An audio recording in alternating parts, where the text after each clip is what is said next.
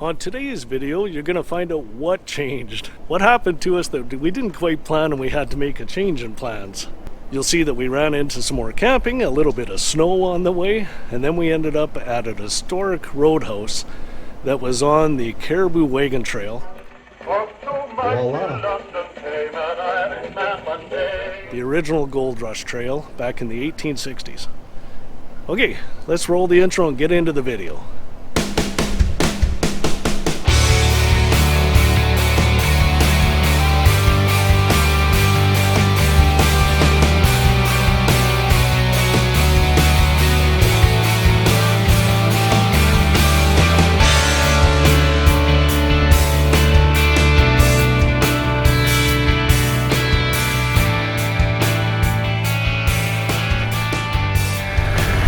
Well, as you saw at the end of the last episode, we were on a BC Ferries, but not the one we were hoping to get on. So what happened, and where are we? And more importantly, where are we going now that the plans changed? So welcome to Whister BC. So what happened? The ferry we wanted to get onto, the inside passage going from Port Hardy up to Prince Rupert, it turned out it was sold out, and we never realized that you had to book ahead 2 to 3 months ahead to get on that ferry. We were put on the wait list, but there's no way we're going to get on. So we made a decision that we have to get back to the mainland, and the only other way up to Prince Rupert is to take the interior road. So we're going to go from Whistler over to Lillooet, cut up to Highway 97, and then we'll make our way to Prince Rupert. So it's not a total loss, because there's some things that we want to show on that road that are very interesting. So in this episode, see what we get up to on the way to Prince Rupert. Like I always used to say at work, the only constant is change. So when change happens, you adapt and overcome. Is it a disappointment? Sure. But we're not going to let it ruin anything. There's lots more things we're going to see.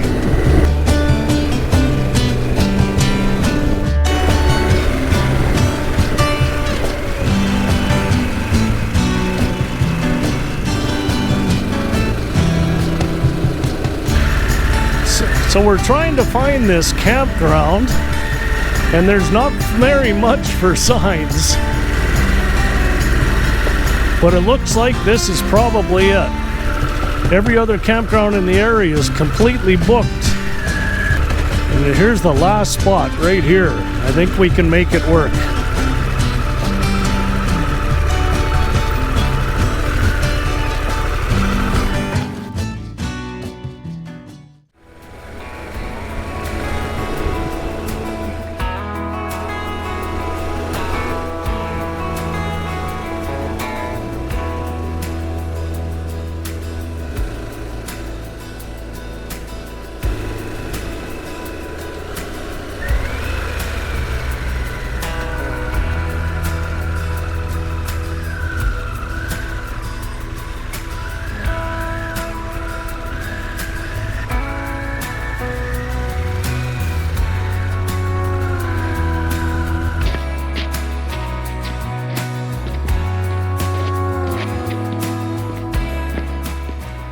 So here's the hike, the path to get to Lower Joffre Lake.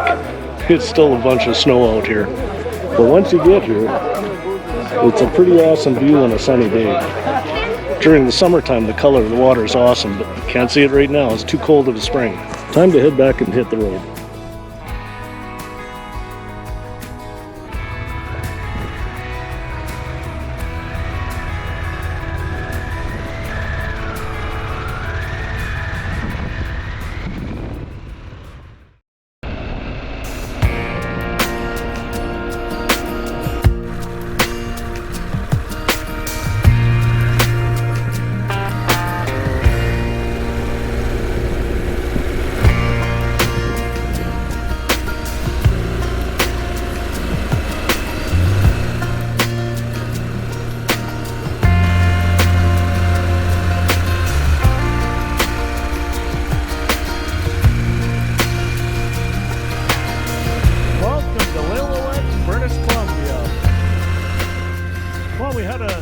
stopped for lunch in Lillooet, BC. And now we're heading off to our destination for tonight. But this bridge is named the Bridge of 23 Camels. And for those of you who might not seen it, I did a video on it last year. I'll put a link.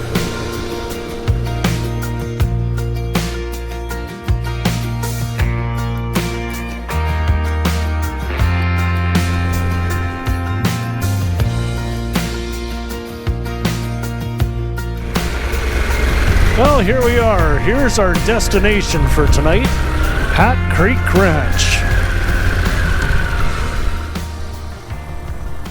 Okay, we're all set up now here at Hat Creek Campground, so let's go in and see what this place is all about. So we're walking into historic Hat Creek.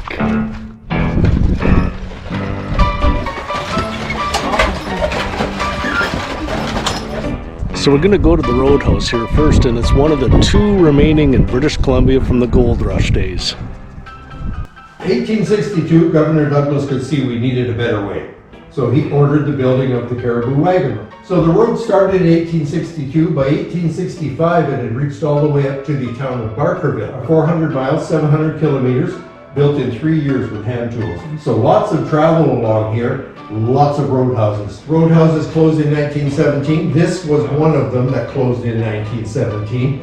They then turned their attention here to cattle ranch until 1977 when the last private owner passed away. So 117 years of commercial operation. Nowadays, there is only 2 roadhouses left. Okay. There is us here, and there is Cottonwood House on the road over to Barkerville.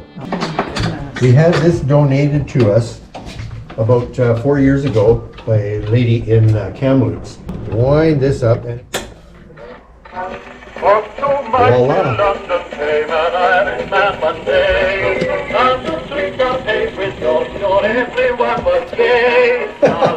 No, I'm afraid not. It's a long way to go. It's a long way to Toyota. Yeah.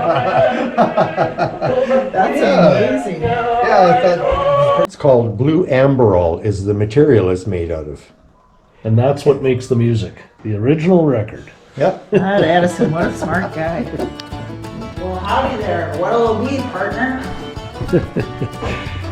Here's the Hat Creek Saloon now. This is my kind of place.